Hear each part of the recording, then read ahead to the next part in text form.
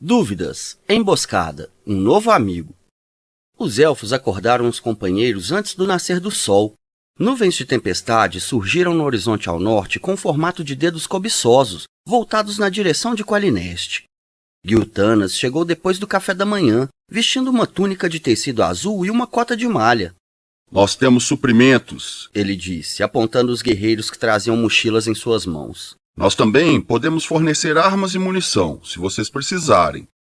Tika precisa de uma armadura, um escudo e uma espada, disse Caramon. Nós forneceremos o que pudermos, Gil-tanas disse. embora eu duvide que nós tenhamos um conjunto de armadura completo tão pequeno. Como está Teros Ferro Forjado esta manhã? Lua Dourada perguntou. Ele está descansando, clériga de Michacal. Gil-tanas fez uma mesura respeitosa para Lua Dourada. Meu povo irá, é claro, levá-lo consigo quando partirmos. Você pode se despedir dele. Os elfos voltaram um pouco depois com uma armadura para Tika, cujas partes haviam sido feitas por diferentes artesãos e eram de estilos diferentes, e também uma espada curta e leve, que era do tipo preferido pelas mulheres élficas. Os olhos de Tika brilharam quando ela viu o elmo e o escudo. Os dois eram de fabricação élfica e decorados com joias. Gil-tanas pegou o elmo e o escudo das mãos do elfo. Eu ainda tenho que lhe agradecer por ter salvo minha vida na hospedaria. Ele disse para Tika. Aceite isto. Elas são as armaduras cerimoniais de minha mãe, da época das guerras fratricidas. Elas iam ficar para minha irmã, mas Laurana e eu acreditamos que você seria a dona mais apropriada para elas. Que linda! Tika murmurou, enrubescendo. Ela aceitou o elmo. Depois olhou para o resto da armadura, confusa. Eu não sei o que vai onde, ela confessou. Eu a ajudarei. Caramon se ofereceu ansioso. Eu cuidarei disso, Lua Dourada disse com firmeza. Ela pegou a armadura e levou Tika para o bosque. O que é que ela sabe sobre armaduras? Caramon resmungou.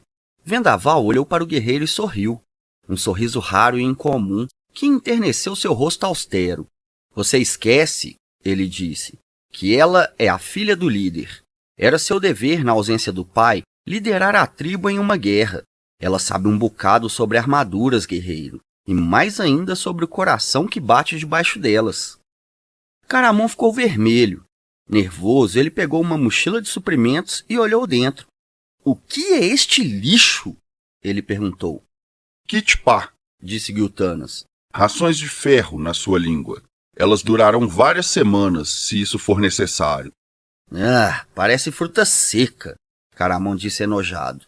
E é isso mesmo, Tanis respondeu, sorrindo. Caramon gemeu.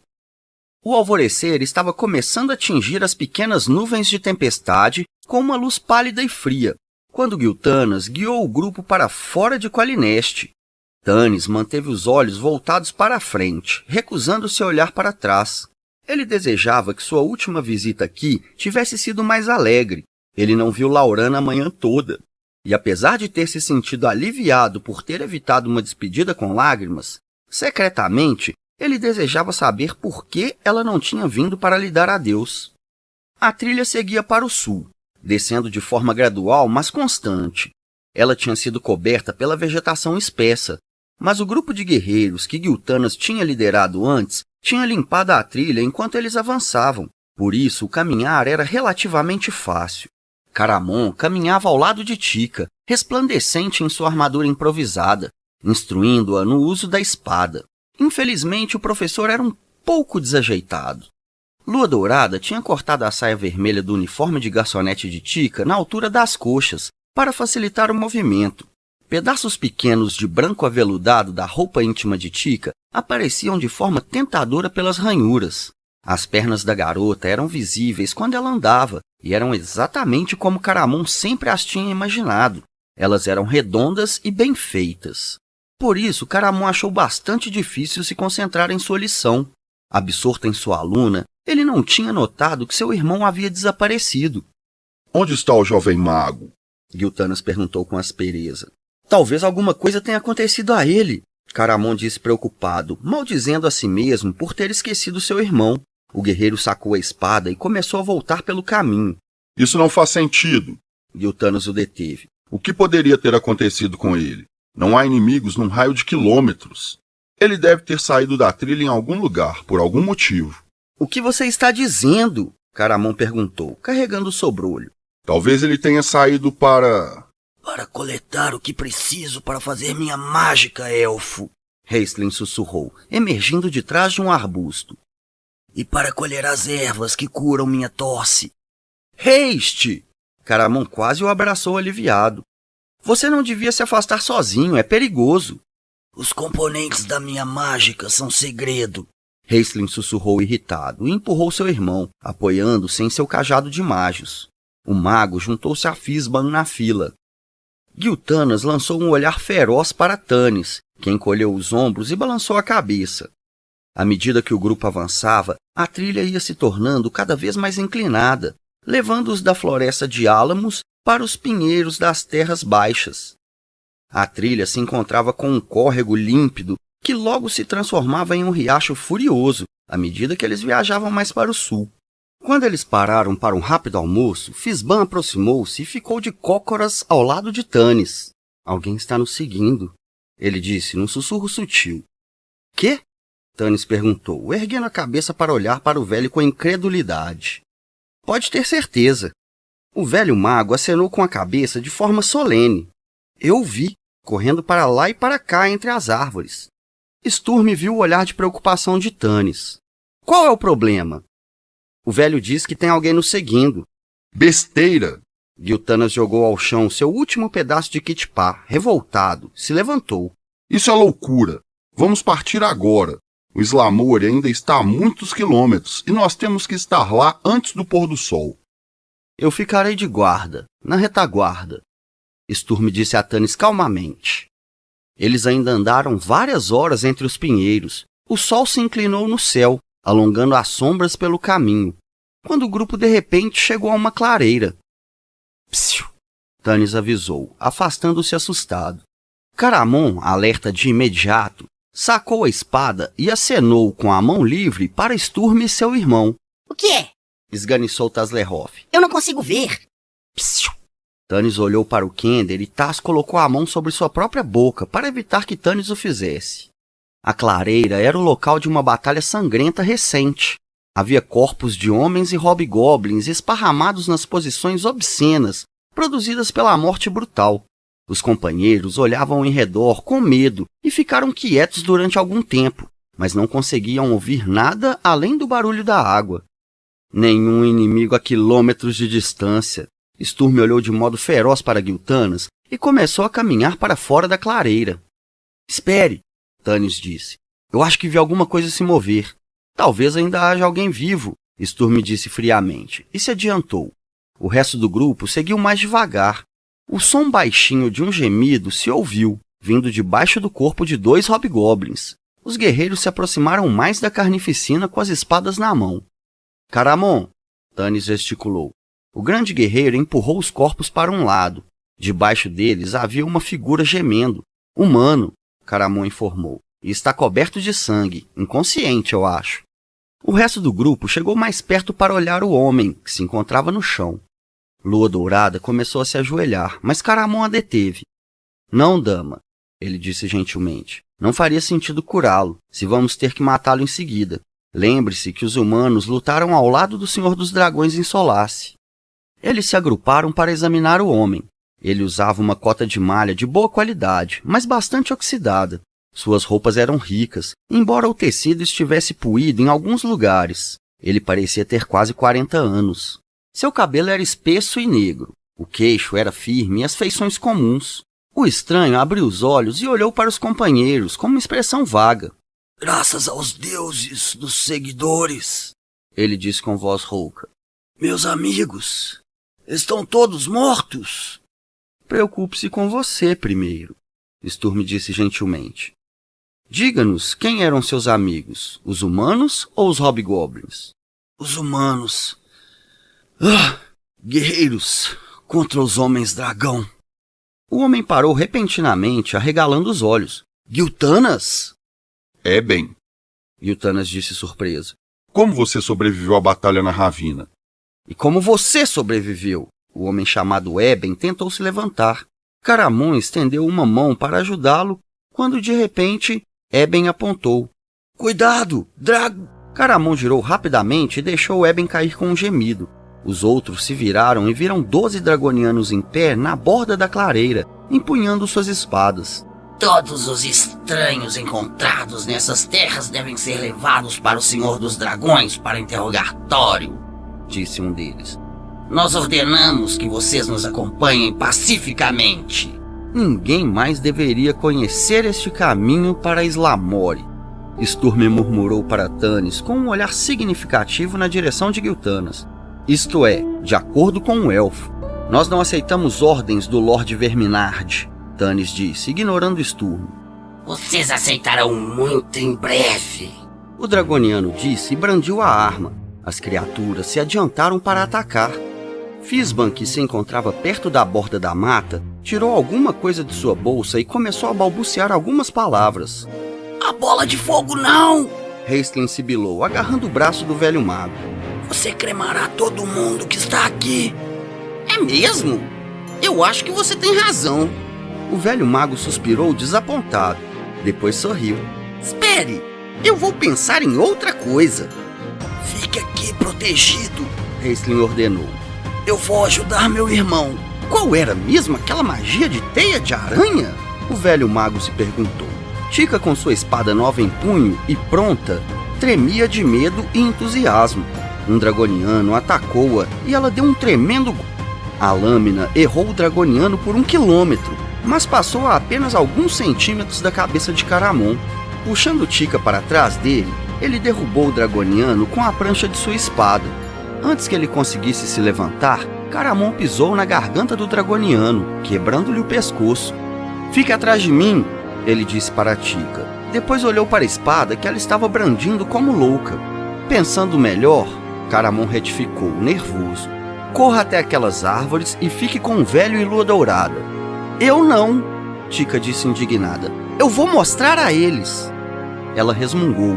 O punho da espada escorregou das palmas de suas mãos suadas. Outros 2 dragonianos atacaram Caramon, mas seu irmão estava ao lado agora. Os 2 combinando mágica e aço para destruir seus inimigos. Tika sabia que ela só ia atrapalhá-los, e ela temia mais a ira de Raistlin do que os dragonianos. Ela olhou em volta para ver se alguém precisava da ajuda dela. Sturm e Tanis lutavam lado a lado. Giltanas formava uma dupla inverossímil com Flint. Taslehoff, que tinha seu cajado firmemente apoiado no chão, arremessava uma barreira mortal de pedras que zumbiam no campo de batalha. Lua Dourada ficou debaixo das árvores. Vendaval estava perto dela. O velho mágico tinha sacado um grimório e o folheava. Teia, Teia, como era mesmo? Ele murmurava. Ah! Um grito estridente atrás de Tika quase fez com que ela engolisse a língua de medo. Depois de rodopiar, ela largou a espada assustada, quando um dragoniano, rindo de maneira horrível, lançou-se no ar diretamente sobre ela. Atacada pelo pânico, Tika segurou o escudo com as 2 mãos e atingiu o dragoniano em sua horrenda cara reptiliana. O impacto quase arrancou o escudo da mão dela, mas derrubou a criatura de costas e deixou-o inconsciente. Tika pegou a espada e, depois de fazer uma careta de nojo, enfiou a espada no coração da criatura. Seu corpo se transformou imediatamente em pedra, prendendo a espada. Tika tentou arrancá-la, mas ela continuou presa. Tika, na sua esquerda! Taslehoff gritou, estridente. Tika virou-se desajeitadamente e viu outro dragoniano. Brandindo o escudo, ela bloqueou o golpe da espada dele. Depois, com uma força gerada pelo medo, ela atingiu a criatura diversas vezes com seu escudo, pensando apenas que ela tinha que matar aquela coisa. Ela continuou batendo até sentir uma mão em seu braço. Virando-se com o escudo manchado de sangue, preparado, ela viu Caramon. Está tudo bem, o grande guerreiro disse de forma tranquilizante. Acabou, Tika. Eles estão todos mortos. Você lutou bem, muito bem. Tika piscou. Por um momento, ela não reconheceu o guerreiro. Depois, ela baixou o escudo tremendo. Eu não me dei muito bem com a espada, ela disse, começando a tremer em reação ao medo e à lembrança horrível da criatura lançando-se contra ela. Caramon viu quando ela começou a tremer. Ele ergueu os braços e a abraçou, tocando seus cachos vermelhos, molhados de suor. Você foi mais corajosa que muitos homens que eu já conheci, guerreiros com experiência, o homenzarrão disse com sua voz grave. Tika olhou nos olhos de Caramon. O terror dela desapareceu, substituído pelo júbilo. Ela apertou o corpo contra Caramon. A sensação de contato com seus músculos enrijecidos, o cheiro de suor misturado com couro, aumentou sua excitação. Tika jogou os braços em volta do pescoço dele e o beijou com tanta violência que seus dentes se cravaram nos lábios dele. Ela sentiu o gosto de sangue na boca. Caramon sentiu surpreso formigar da dor, um estranho contraste com o macio dos lábios dela, e foi tomado de desejo. Ele queria aquela mulher mais do que qualquer outra mulher, e tinha havido muitas delas em sua vida. Ele esqueceu onde estava e quem estava à sua volta. Seu cérebro e seu sangue estavam pegando fogo, e ele sentiu um desejo imenso. Apertando Tika contra o peito, ele a segurou e a beijou com uma intensidade de causar hematomas. A dor desse abraço foi deliciosa para Tika. Ela desejava que a dor aumentasse e a envolvesse, mas ao mesmo tempo ela sentiu frio e medo, lembrando-se das histórias contadas por outras garçonetes, das coisas terríveis e maravilhosas que acontecem entre um homem e uma mulher. Ela entrou em pânico. Caramon perdeu completamente o senso da realidade. Ele levantou Tika nos braços com a louca ideia de levá-la para a mata, quando ele sentiu uma mão fria e familiar em seu ombro. O homem zarrão olhou para seu irmão e recobrou os sentidos. Ele colocou gentilmente Tika no chão, tonta e desorientada. Ela abriu os olhos e viu Hastling em pé, ao lado do irmão, observando-a com seu olhar brilhante e estranho. Tika sentiu o rosto queimar. Ela se afastou, tropeçou no corpo do dragoniano, depois apanhou seu escudo e saiu correndo. Caramon engoliu um seco, limpou a garganta e começou a dizer algo, mas Hastling simplesmente lhe deu um olhar de desaprovação e foi se juntar a Fizban. Caramon, tremendo como um potro recém-nascido, suspirou trêmulo e foi até onde Sturm, Tanis e Giltanas estavam conversando com Eben. Não, eu estou bem, o homem lhes assegurou. Eu só me senti um pouco fraco quando eu vi aquelas criaturas, só isso. Vocês realmente têm uma clériga entre vocês? Isso é maravilhoso, mas não desperdice os poderes de cura dela comigo, é só um arranhão. É mais sangue deles do que o meu. Meu grupo e eu estávamos rastreando esses dragonianos na mata, quando fomos atacados por pelo menos 40 hobgoblins. E só sobrou você para contar a história, Giltanas disse. Sim, Eben respondeu, retribuindo o olhar desconfiado do elfo. Eu sou um exímio espadachim, como você sabe. Eu matei estes. Ele fez um gesto mostrando os corpos de 6 hobgoblins que estavam espalhados à volta dele. Depois sucumbi à quantidade deles. O resto deles deve ter achado que eu tinha morrido e me deixaram. Mas chega de meus feitos heróicos. Vocês também são muito bons com as espadas. Para onde vocês estão indo? Para um lugar chamado começou Caramon, mas Giltanas o interrompeu. Nossa jornada é secreta, disse Giltanas. Depois completou com uma voz hesitante. Um exímio espadachim seria de grande ajuda. Se vocês estiverem lutando contra os dragonianos, sua luta é minha, Eben disse entusiasmado. Ele puxou a mochila que estava debaixo do corpo de um hobgoblin e a pendurou no ombro. Meu nome é Eben Quebra-Pedras. Eu venho de Berma. Vocês provavelmente já ouviram falar de minha família, ele disse. Nós tínhamos uma das mais impressionantes mansões a oeste de... É isso! Fizban gritou. Eu me lembrei! De repente, o ar se encheu com fios de uma pegajosa e esvoaçante teia de aranha. O sol se pôs assim que o grupo alcançou uma planície aberta, flanqueada por altos picos de montanha. Rivalizando com as montanhas pelo domínio das terras diante de si, estava a gigantesca fortaleza conhecida como Pax Tarkas, que guardava a passagem entre as montanhas. Os companheiros contemplavam-na num silêncio reverente. Os olhos de Tika se arregalaram diante da visão das enormes torres gêmeas que se elevavam em direção ao céu. Eu nunca tinha visto nada tão grande. Quem as construiu? Eles devem ter sido homens poderosos. Não foram homens, disse Flint entristecido. A barba do anão tremia enquanto ele olhava para Pax Tarkas como uma expressão melancólica. Foram elfos e anões, trabalhando juntos há muito tempo, quando os tempos eram de paz. O anão fala a verdade, Giltanas disse. Muito tempo atrás, Kit Canaan magoou o coração de seu pai e partiu do antigo lar de Silvaneste. Ele e seu povo vieram para as lindas matas que haviam sido dadas a eles pelo imperador de Ergote, de acordo com o texto do Códice da Bainha da Espada, que pôs um fim às guerras fratricidas. Os elfos moravam em Qualineste há séculos, desde a morte de Kit Canaã.